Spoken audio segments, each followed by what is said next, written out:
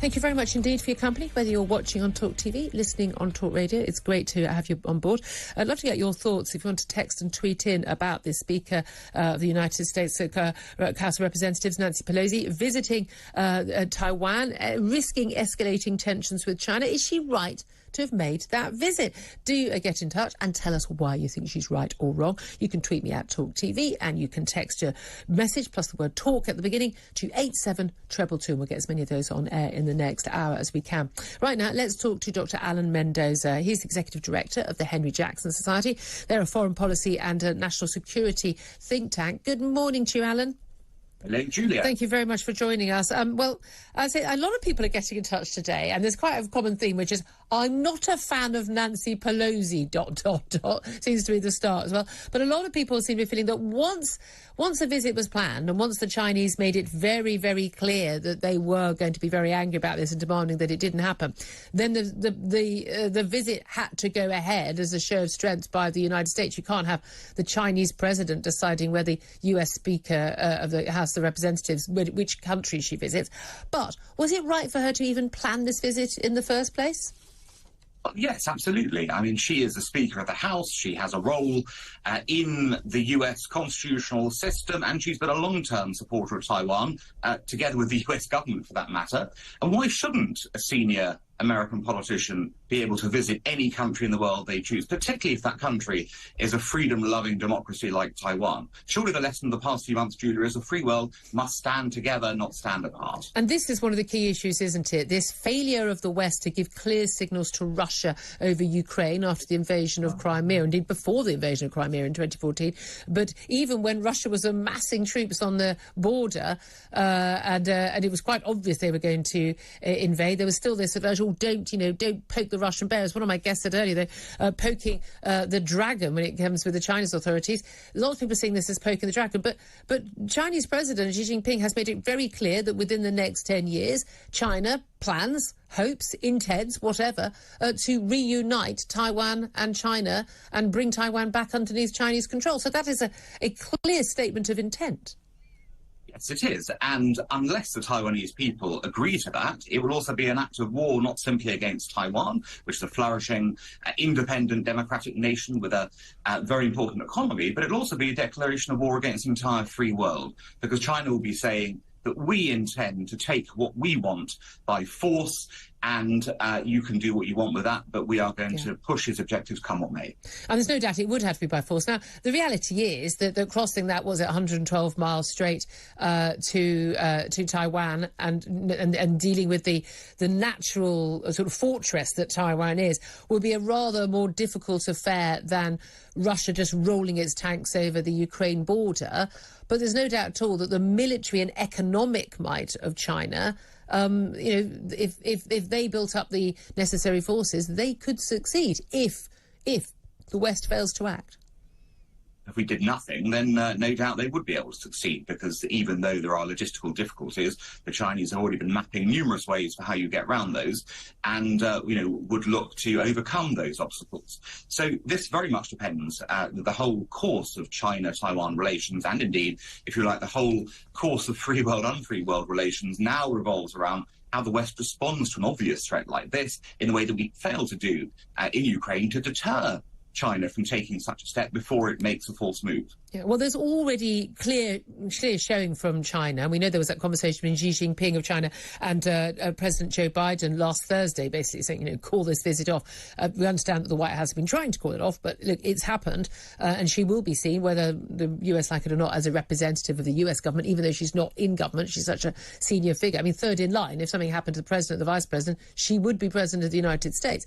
But we're in this thing where, situation where we've now got Beijing, they have basically announced 6 large exclusion zones around Taiwan to start on Thursday, lasting just 4 days, but we don't know whether they'll last any longer after that. They've done this before. They had, back in 1996, exclusion zones, but they were outside of the territorial waters of Taiwan. This time, half of those 6 zones are actually inside Taiwan's territorial waters, that 12-mile limit we now know so well after the fishing wars with France. The Taiwanese government has called this move a breach of UN conventions. They say it amounts to an air and sea blockade against the island. Now, this has the capacity to escalate very quickly and very scarily, does it not? Well, potentially, but it of course depends on what the Chinese are really intending to do here. Are they intending to go to war with Taiwan, which obviously would be the path that you suggested right now? There's no evidence to suggest they're ready to do that. It would be surprising if they did. Or are they looking to make a point in some way, shape or form? The danger even with the latter, though, is that if they're able to make a point by breaching all these UN conventions, without then a similar response back in some way to, frankly, annoy them, then they will see this as an opportunity to push the envelope further. So what I would expect to see, if this does go ahead, is that the US would then respond with some kind of proportional support for Taiwan, or to send carriers again through the Taiwan Strait, something along those lines, to show China, you want to play games, fine, we can play games too. Yeah, I mean, we've seen before, the movement of aircraft carriers and things like that, and battleships to sort of clearly make signals, and a little bit of this is gamesmanship, isn't it? But again, there's this concern, and it's been expressed in relation to Western relations with Russia over Ukraine, that without a lot of good lines of communication and trust, and there's definitely no trust, these things can escalate out of control. That's the big fear for a lot of people. Well, it's of course, but if they do escalate out of control, it'll be solely because China has struck a target in Taiwan or done something of those kinds. So the aggressor will quite clearly be China in this regard. Yeah. And people right now should make it quite clear to China that this is an aggressive step. They are essentially, if not quite creating a declaration of war, creating a declaration of breaking international law. And as such, they will be held to account for whatever they do. And in terms of the significance of this country, a lot of people getting in touch saying, look, what do we care? It's Taiwan, it's the other side of the world. Of course, it's not so much the other side of the world for America, very much concerned with what happens in the South China Sea. But they are basically strategically, because of their location, and also economically because of what they produce, incredibly significant to the world economy, aren't they? Both to China and indeed to the West. So talk us through a bit of that. Well, absolutely. I mean, strategically, obviously, they are an outpost of the free world in an unfriendly neighbourhood with a big, aggressive neighbour. So that's important in itself. But you're quite right to point out the economics of this. Computer chips are the most obvious example of this. Almost, so many computer chips, a massive percentage in the world are produced in Taiwan. If that supply is disrupted, all sorts of things start not being able to be produced, and people here will start to feel the consequences. Because, unfortunately, everything today has a computer chip in it. You've even seen things like cars recently, obviously having problems being produced because of a delay. I mean, we've already seen that with lockdowns in China, Shanghai and Beijing, when they go into lockdowns again, and the whole thing, that with these incredibly intricate supply chains that we have now, that one small bit is missing, frankly, your whole production is held up. Yeah, exactly. And that's the whole problem. You've got a very tight global supply chain. Taiwan forms an important component of that for many of the things that we use on a daily basis. And if trade with Taiwan is disrupted through an invasion or any kind of significant blockade, then we will feel the consequences here economically. What do you think that Britain should do? What action should be taken? We've seen, no doubt at all, that Boris Johnson has played a very important role in Ukraine, and indeed sort of leading the way for America. Obviously, they've sent far more military aid and economic aid because it's so much of a bigger country and much bigger military prowess. But Boris Johnson did provide strong leadership on that. He's basically on a sort of gardening leave sort of holiday, permanent holiday at the moment, isn't he? Apart from when he's sort of messing about with the Ukrainian troops training in this country and dressing up in combat gear. But what do you think that the British government should be doing right now to make our position clear? And what likelihood is there that there would be any involvement at all?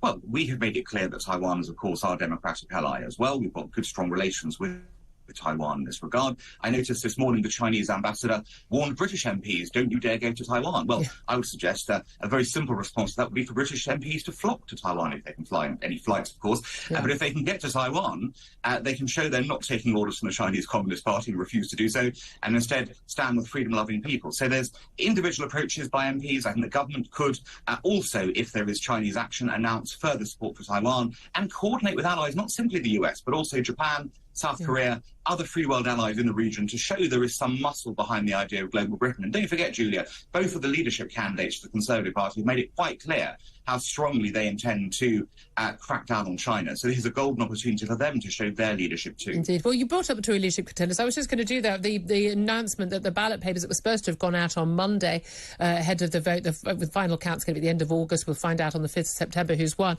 But now there's been a delay. They won't go out until later this week. And the CCHQ, Sorry Central Officer, said, actually, you can't send a postal ballot and then change your vote electronically later on, because CCHQ, the UK's listing post, has decided that actually it's a bit of a cyber security risk. It is extraordinary that the decision about not just who's the next Tory party leader, but who the next Prime Minister of this country was going to be led by a decision where you can vote and then you can change your vote, and that was highlighted by our spy chiefs as a security risk. But no one thought to check first before devising that system? Puzzled full stop on that one. I mean, the initial idea was mad enough. I mean, who's ever heard of changing your vote in that kind of way? That's just daft. And then, of course, as you say, not to have checked this. I don't really understand what the thought process was there. I suppose they wanted, because there was such a long lead time with the ballots, to give people the chance to hear them in person. The hustings, don't forget, are occurring around the country at different points. But maybe the answer then would be to send out the ballots much later. Yeah, exactly. The argument there was that we thought there was going to be a postal strike, and that would affect that. But I mean, it is a how big a threat do you think a cyber security attack might be from perhaps even one of the foreign players like Russia, like China? Well, it's clearly possible that this could happen.